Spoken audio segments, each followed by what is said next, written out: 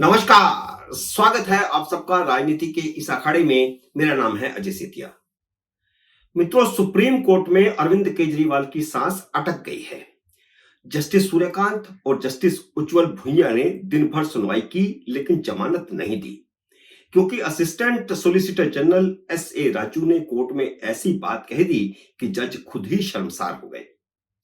एस.ए. राजू ने पूछा कि ऐसा क्या है कि सिंघवी सेशन कोर्ट को बाईपास करके हाईकोर्ट चले जाते हैं और ट्रायल कोर्ट को बाईपास करके सीधे सुप्रीम कोर्ट आ जाते हैं और जज उनकी याचिका स्वीकार करके सुनवाई करते हैं।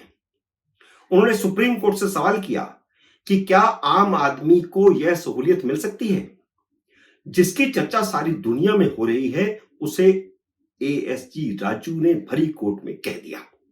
यही तो चर्चा हो रही है कि अभिषेक मनु सिंघवी जब चाहे हाई कोर्ट चले जाते हैं, जब चाहे सुप्रीम कोर्ट चले जाते हैं, उनकी याचिका तुरंत स्वीकार हो जाती है, जबकि लाइन लगी हुई है लंबी सुनवाई की, उनकी तारीख ही नहीं पड़ती। सरकारी वकील ने सिंघवी को तो खरी खरी सुनाई ही, सुप्रीम कोर्ट को भी खरी खरी सुना दी। उन्होंने कहा कि जमानत की याचिका स्वीकार ही क्यों की गई? क्या यह सेशन कोर्ट है? सांप सीढ़ी का खेल बना रखा है। यहां तक कि हाई कोर्ट में छुट्टी वाले दिन याचिका पर सुनवाई की गई, क्योंकि वह प्रभावशाली व्यक्ति है और वकील भी सीनियर और प्रभावशाली है। राजू की यह बात सुनकर सिंघवी का चेहरा लाल हो गया और दोनों जज शर्मसार हो गए। शर्मसार हुए जस्टिस सूर्यकांत को भी कहना पड़ा कि जमानत के मामले में क्या सुप्रीम कोर्ट को इतनी देर सुनवाई करनी चाहिए? क्या इतना समय लगाना चाहिए? आज ही दिन भर लगा। क्या आम आदमी को इतना समय मिलता है? ये मैं नहीं कह रहा, खुद सुप्रीम कोर्ट के जज ने कहा। एक तो एएसजी एसवी राजू ने जजों को बेनकाब किया, दूसरे उन्होंने चार्जशीट के संज्ञान का पेच फंसा दिया। वरना अभिषेक मनु सिंघवी तो पूरी तरह आश्वस्त थे कि आज केजरीवाल को जमानत मिल ही जाएगी। केजरीवाल को जमानत देने के लिए ही तो सिसोदिया, के कविता और विजय नायर को जमानत दी गई है। सिंघवी की दलील भी यही थी कि जब इन तीनों को जमानत दे दी गई तो इस बेचारे को भी दे दो। इस बेचारे का क्या कसूर है? ये क्यों जेल में बैठा हुआ है? ये तो मुख्यमंत्री है।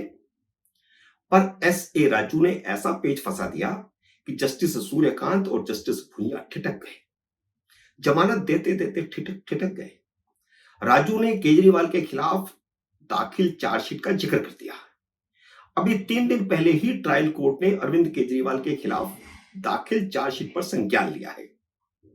इसका मतलब है कि निचली अदालत ने माना है कि पहली नजर में अरविंद केजरीवाल के खिलाफ केस बनता है, जबकि जिस चार्जशीट पर ट्रायल कोर्ट ने संज्ञान लिया है वह केजरीवाल की जमानत याचिका में शामिल ही नहीं की गई, जबकि उसको नत्थी किया जाना चाहिए था। यह बात सही है कि केस पहले दायर हुआ, याचिका पहले दायर हुई और संज्ञान बाद में लिया गया, लेकिन वकील सिंघवी को चाहिए था कि वे वहां से कॉपी लेकर के इसके अंदर लगाते, लेकिन उनको कॉपी मिली ही नहीं। सरकारी वकील ने चार्जशीट के कुछ हिस्से कोर्ट में सुनाकर केजरीवाल के सारे धागे खोल दिए। नंबर 1, आरोपियों और साउथ ग्रुप से 36 पेज मिले हैं, जिससे साबित होता है कि अरविंद केजरीवाल ने खुद 15 अप्रैल को शराब नीति को मंजूरी दी थी और यह वह समय था जब देश कोविड से जूझ रहा था और केजरीवाल शराब नीति बदलने में व्यस्त थे। नंबर 2, 44 करोड़ 54 लाख रुपए हवाला के जरिए दिल्ली से गोवा भेजे गए। दिनेश अरोड़ा ने इसकी पुष्टि की है। इसके अलावा कोर्ट ने यह बात भी कह दी, जिसे सुनकर सिंघवी तिलमिला उठे।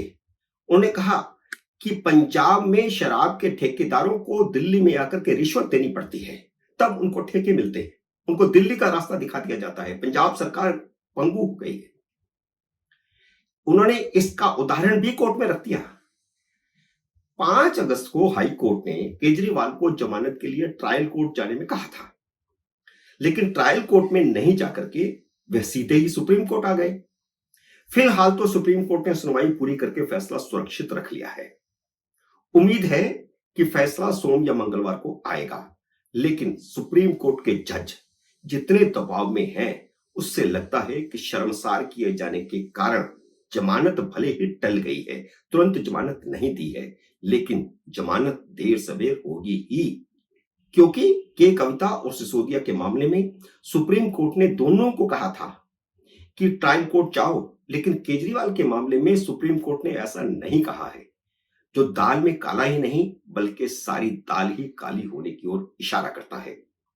इसका कोई मतलब नहीं है कि कोर्ट ने सुनवाई के दौरान क्या कहा क्या नहीं कहा, पता तब चलेगा जब फैसला आएगा, और फैसला आएगा सोम या मंगलवार को। जाते जाते एक और टिप्पणी कर देता हूं, सुप्रीम कोर्ट के जज भी पता नहीं हाई कोर्ट से क्या खुन्नस खा करके बैठे हैं कि के कविता को जमानत देते समय कहा था कि हाई कोर्ट ने जमानत याचिका क्यों ठुकराई।